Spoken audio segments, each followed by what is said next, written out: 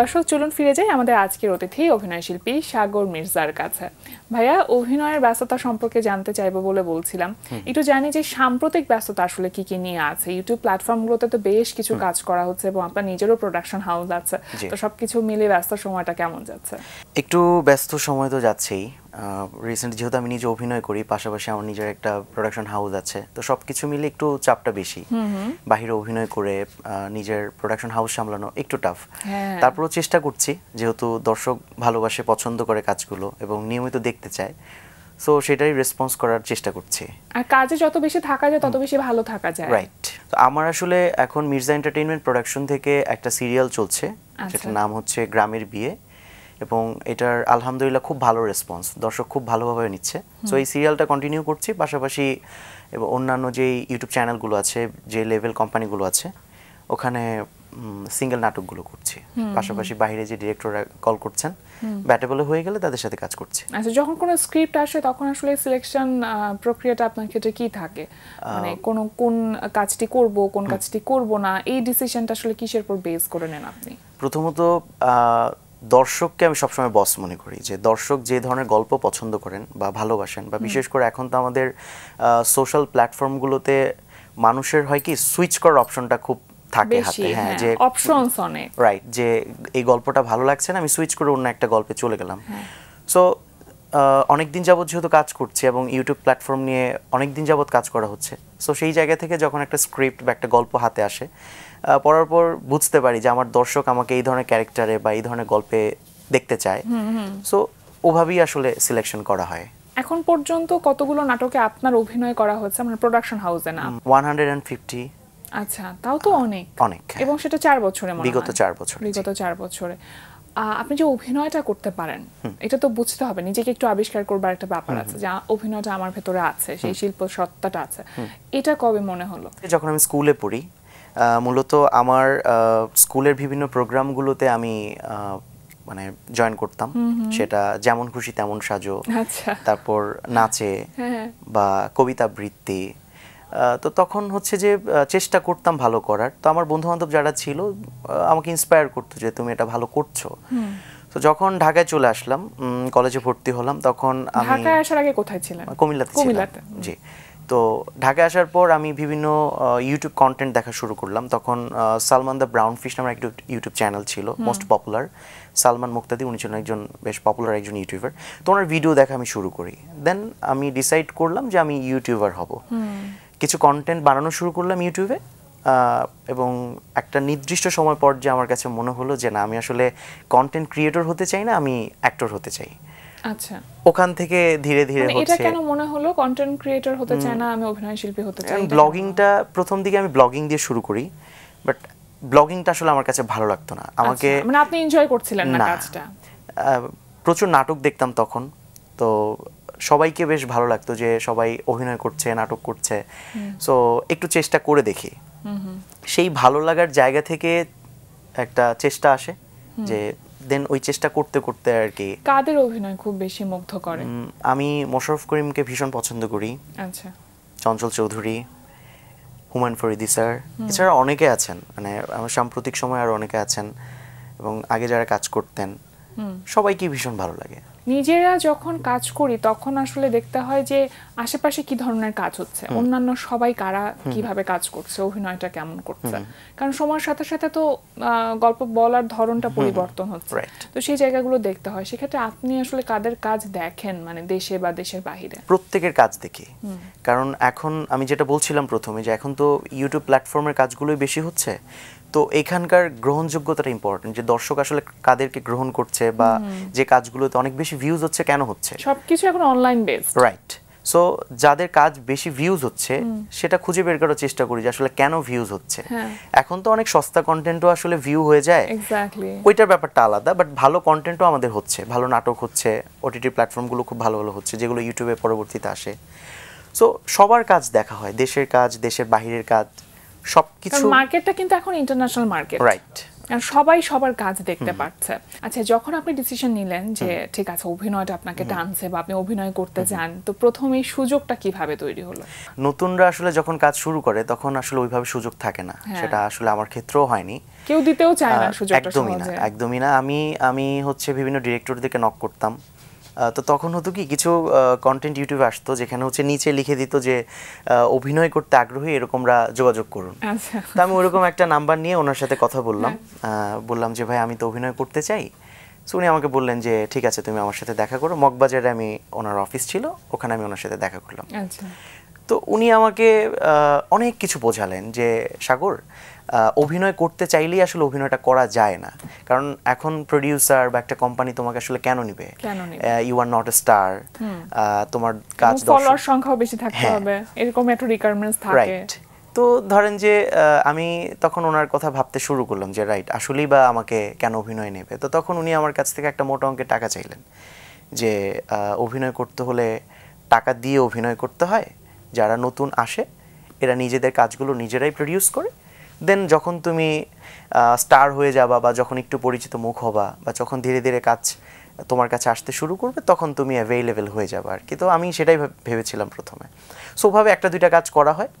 দেন আমার মানে নিজে প্রোডিউস করেন আপনি প্রথম কাজ? না, আমি ওনাকে টাকা দিয়েছিলাম যে ভাই আমাকে অভিনয় নেন। তো মানে উনি যেভাবে বলছে আমাকে, আমি আসলে সেটাই বিশ্বাস করছি, জানতাম না কিছু তখন। আচ্ছা। সো ওভাবে করে আমার শুরু করা। দুইটা তিনটা কাজ করার পর আমার কাছে মনে হলো যে না আসলে টাকা দিয়ে আসলে কতদিন, বা টাকা দিয়ে তো আসলে অভিনয়টা হয় না। ওই ভুলটা ভাঙলো তখন? জি।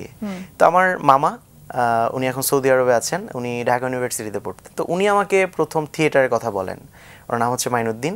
আমাকে বলেন যে সাগর, অভিনয়টা আসলে জানা উচিত, শেখা উচিত, তো অভিনয় করতে চাইলে তুমি থিয়েটারে জয়েন হও। তো দেন আমি চাষারাতে একটা থিয়েটার আছে, উঠান থিয়েটার, ওটার প্রতিষ্ঠাতা হচ্ছে শোয়েব মনির ভাই, আমার অভিনয়ের হাতেখড়ি ওনার মাধ্যমেই। তো ওখানে আমি প্রথমে ভর্তি হই এবং ওখানকার কাজগুলো শুরু করি, মানে মঞ্চের সাথে। তাহলে তো বেশ ভালোভাবে অভিনয়টাকে জানা বা বোঝা হয়েছে, কারণ মঞ্চ এমন একটা জায়গা যেটা ডিফারেন্ট ডাইমেনশনে আপনি অভিনয়টাকে আসলে দেখতে পাচ্ছেন, ডিফারেন্ট ডাইমেনশনে আপনি একটা চরিত্রকে রূপান্তর করতে পারছেন এবং সেটা ধারণ করতে পারছেন। কোনো প্রোডাকশনে কাজ করা হয়েছিল কি? না, ওই রকম সুযোগ হয়নি। আমি ওখানে 2 বছর ছিলাম। তো 2 বছর থাকার পর আসলে আমি তো অন স্ক্রিনে কাজ করতে চাইতাম। তো আমার কাছে মনে হয়েছে যে না আসলে আমি একটু অন স্ক্রিনের দিকে ট্রাই করি। আচ্ছা। তো দেন ওখান থেকে আমি মুভ করি। মানে মঞ্চে এসেছিলেন আপনি মূলত অভিনয়টা কি সেটা জানার জন্য। তো যখন মনে হলো যে না আসলে আমি তো চাই অন স্ক্রিনে অ্যাক্টিং করতে, তো ওখানকার যে কাজগুলো সেগুলো থেকে একটা ভালো কিছু আমি শিখতে পেরেছি বা শেখার চেষ্টা করেছি। বাট যেহেতু অ্যাক্টিংটা করতে চাইতাম টেলিভিশনে বা সোশ্যাল প্ল্যাটফর্মগুলোতে, সেই সুযোগটা ওখানে ছিল না। দেন আমি নিজের মতো করে আবারও চেষ্টা করলাম, বিভিন্ন ডিরেক্টরদের সাথে যোগাযোগ করার চেষ্টা করলাম, বাট যখন কোনো রেসপন্স পেলাম না তখন নিজের মতো করে যাত্রাটা শুরু করলাম যে আসলে কি করা উচিত আমার। সেটা কিভাবে? ধরেন আমি এডিটিং কোর্স করেছি একটা, ভিডিও এডিটিং, দেন সিনেমাটোগ্রাফি সম্পর্কে জানার চেষ্টা করেছি, একটু গল্প লেখার দিকে মনোযোগ দিয়েছি, চেষ্টা করেছি কিভাবে গল্প লেখা যায়। সো ওই কাজগুলোর সাথে ধীরে ধীরে ইনভলভ হতে হতে যখন নিজে নিজে কাজ বানানো শুরু করলাম, একটা সময় পর এসে একটা টিমে জয়েন করেছি, ওনাদের সাথে কাজ করলাম 3 বছর। দেন তো নিজের মতো করে এখন কাজ করছি। তার মানে একজন অভিনয় শিল্পী হতে চেয়ে আপনি আসলে অনেক সাইডের কাজ, মানে অনেক অঙ্গনের কাজ জানতে পেরেছেন। জি, ব্যাপারটা ভীষণ সুন্দর, ভীষণ রকম সুন্দর। আচ্ছা, নিজে যখন প্রোডাকশন হাউস দিলেন সেটা কত সালে, মানে কত বছর? বিগত 3 বছর যাবত আমি এটা কন্টিনিউ করছি। কিছু ধারাবাহিকেও কাজ করেছেন, মানে আমরা যদি টেলিভিশন নাটকগুলোর কথা বলি সেখানেও কিছু ধারাবাহিকে আপনার কাজ করা হয়েছে, সেই সুযোগটা কিভাবে এসেছে? আচ্ছা, যখন কাজ করা শুরু করলাম এবং দর্শকের কাছে পরিচিত হওয়া শুরু হলো, দেখা গেছে যে কাজগুলো দর্শক দেখছে, সো তখন তো ওই ডিরেক্টররা দেখে যে আসলে এখনকার কাজগুলো ভিউজ হচ্ছে, তো ওইভাবেই হচ্ছে যে অনেকের সাথে পরিচয় হয়। বিশেষ করে আমি যে সিরিয়ালটাতে কাজ করেছিলাম সেটা হচ্ছে ফ্রেন্ডস, যেটা পরিচালনা করেছেন সকাল আহমেদ ভাই। তো উনি আমাকে প্রথম কল করেন যে সাগর, এরকম একটা ক্যারেক্টার আছে আরটিভির একটা সিরিয়াল, চলো আমরা কাজটা করি। আমি বললাম ঠিক আছে ভাইয়া, কারণ আমি তো টেলিভিশনে কাজ করতে চাইতাম। এই যে ভিউজ এর একটা যে ব্যাপার থাকে, যে ভিউজ হলেই আমরা এখন ধরে নেই যে এত মিলিয়ন মিলিয়ন ভিউজ মানে হয়তো সেই কাজটা ভালো, এটা আসলে বিশ্বাস করেন কিনা? না, ভিউজ দিয়ে আসলে ভালো কিংবা খারাপ কাজটাকে জাজমেন্ট করা যায় না। এটা হচ্ছে যে ডিপেন্ড করে আসলে আমি কি গল্পটা বলছি, সেই গল্পটা আমার সমাজের মানুষের কাজে লাগছে কিনা। সো সেই ব্যাপারগুলো ম্যাটার করে আমার কাছে। যদিও এখন আসলে অনেক ধরনের কন্টেন্ট দেখা গেছে যে একদিন দুই দিনে সেটা অনেক অনেক ভিউজ হয়ে যাচ্ছে, দর্শক দেখছে, কিন্তু সব গল্পই যে ভালো গল্প, সব গল্পই যে আমাদের সমাজের জন্য ভালো সেটা আমি বলবো না। সো ভিউজ হওয়াটা এটা একটা ব্লেসিংও। সো ভালো কাজে ভিউ হওয়াটা ইম্পর্ট্যান্ট। সো আমি চেষ্টা করি সবসময় এমন কিছু গল্প করতে যে গল্পগুলো দর্শকের কাছে ভালো লাগবে এবং দর্শক কিছু একটা জানতে পারবে সেই গল্পটা থেকে। আপনি নিজেও একটা সময় অনেক স্ট্রাগল করেছেন যে আপনি ফ্রন্ট লাইনে আসতে চান, সেখানে কাজ করতে চান। এখন যখন কোনো নতুনরা আপনার কাছে আসে তখন আপনার আসলে রিয়াকশনটা কি থাকে? মানে আপনি তাদেরকে কাস্ট করেন কিনা? কাস্ট করার চেষ্টা করি।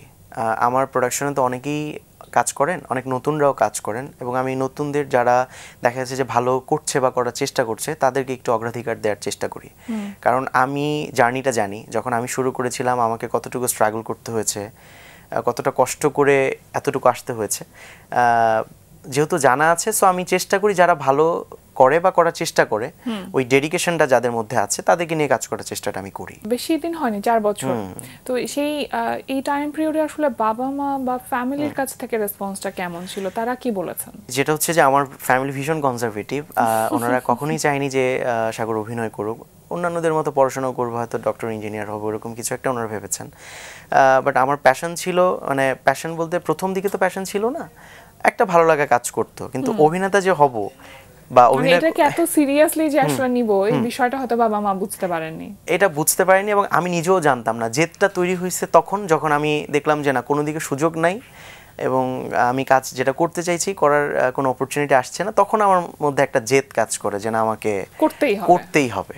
এবং সেই জন্যই আসলে সবকিছুর সাথে ইনভলভ হওয়া। তো ওই করতে করতে আসলে এখন পর্যন্ত। বাট ফ্যামিলি থেকে এখন আলহামদুলিল্লাহ রেসপন্স ভালো, সবাই চেনে জানে, কাজ দেখে। তো বাবা মাকে যখন বলে সাগর এই নাটকটা দেখেছি, ভালো লাগে, সো ওনাদের অ্যাপ্রিসিয়েশন পাই। এখন ভালো লাগে, যেটা আসলে শুরুর দিকে ছিল না। নিজের কাজগুলোকে আপনার নিজের দেখা হয়? হ্যাঁ, দেখা হয়। আপনার কাজের সবথেকে বড় সমালোচককে? প্রথমত আমি নিজে আগে চেষ্টা করি দেখার যে আসলে আমার কাজে কি কি ভুল আছে বা আমি কোথায় আরেকটু ভালো করতে পারতাম। সো বলতে পারেন অনেকাংশে যে আমার নিজের সমালোচক আমি নিজে, যে না সাগর তোমার এই জায়গাটা হয়তো আরেকটু ভালো হতে পারতো। তারপরে যখন দর্শকের কাছ থেকে বা আমার যারা শুভাকাঙ্ক্ষী আছেন, হ্যাঁ, যখন ওনারা বলেন যে সাগর তোমার এই জায়গাটা একটু চেঞ্জ হওয়া উচিত, বা আমি উইলিংলি সেটা রিসিভ করি যে ওকে, আমি ইনশাল্লাহ আমার নেক্সট প্রজেক্টগুলো থেকে বা এরপর যখন পারফর্ম করবো আমি চেষ্টা করবো এটা সমাধান করে ফেলা। কোন একটি নাটক যখন রিলিজ হয়, সেই রিলিজের পরে আরো একটি কাজ থাকে, সেটা হচ্ছে মার্কেটিং। মানে এই ব্যাপারটা আসলে আপনি বা আপনার প্রোডাকশন হাউস মানে কিভাবে করেন ডিজিটাল মার্কেটিং এর ব্যাপারটা যদি বলি? আমাদের এখান থেকে শুধুমাত্র নাটকটা নির্মাণ করা হয়। আমার এখানে স্ক্রিপ্ট রাইটার আছেন বা টেকনিক্যাল টিম আর অন্যান্যরা আছেন। সো নাটকটা প্রথমত আমরা নির্মাণ করি, দেন যে চ্যানেলের সাথে আমাদের চুক্তি হয় তাদেরকে আমরা নাটকটা হ্যান্ড ওভার করি। দেন প্রমোশনাল পারপাস যা যা করা প্রয়োজন হয়, লাইক আমাদের বেশ কিছু ইউটিউব চ্যানেল আছে, এখানে একটা কমিউনিটি আছে, আমার নিজের ফেসবুক পেজ আছে, আমার নিজের ইউটিউব চ্যানেল। সো সবকিছু মিলিয়ে আসলে আমরা ওভাবে প্রমোশনাল কাজটা করি। আসলে নিজেকে ডেভেলপ করবার জায়গাটা কখনোই শেষ হবার নয়। প্রতিনিয়ত নিজেকে সমৃদ্ধ করতে থাকুন আর ভালো ভালো কাজের সাথে থাকুন, সেটাই প্রত্যাশা করি। আজকে আমাদের আয়োজনে এসেছেন, সময় দিয়েছেন, সেজন্য আপনাকে অসংখ্য ধন্যবাদ। Thank you. প্রিয় দর্শক, এতক্ষণ কথা হচ্ছিল অতিথির সঙ্গে, এবার সময় হলো বিদায় নেবার। আমাদের অনুষ্ঠান সম্পর্কে আপনার যে কোনো মতামত ও পরামর্শ জানাতে লিখুন এই ঠিকানায়। প্রযোজক দিন প্রতিদিন, Bangla vision, note tower 110, Bir Uttom, CR Dutta road, Dhaka 1205, phone 96320303 আমাদের ইমেইল অ্যাড্রেস dinprotidin@banglavision.tv। ব্রিটিশ বিজ্ঞানী স্টিফেন হকিং এর একটি উক্তি বলে বিদায় নেব আজ। তিনি বলেছেন, বেশি দিন বেঁচে থাকবার জন্য বুদ্ধিমত্তার প্রয়োজন আছে কিনা তা এখনো নিশ্চিত হওয়া যায়নি। প্রিয় দর্শক, সবাই ভালো থাকুন, সুস্থ ও সুন্দর থাকুন। আজ সারাদিন সবার জন্য শুভ ও কল্যাণময় হোক।